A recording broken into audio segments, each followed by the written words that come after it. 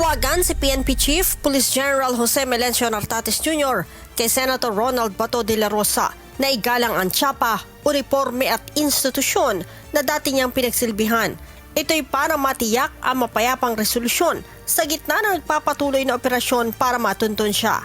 Ayon kay General Nartates, nananatiling nakatuon ang PNP sa mahinahon at profesional na mga hakbang sa pagsisikap na mahanap ang senador.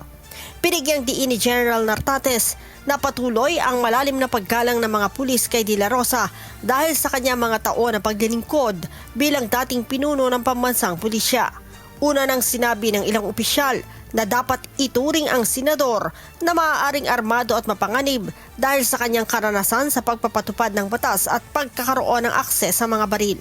Gayunman, iginiit ng PNP na lahat ng kilos sa operasyon ay dapat manatili sa loob ng itinakdang operational protocols at pamantayan ng karapatang pangtao. Inatasan din ni General Nartates sa mga regional at local police units na pairalin ang pinakamataas na antas ng pagpipigil at iwasan ng hindi kinakailangan tensyon sakali makasalamuha ang senador. Iginiit ng hepe ng PNP na patuloy na umaasa mga otoridad na mareresolba ito sa mapayapang sitwasyon. Leia Ilagan, humahataw sa balita ngayon.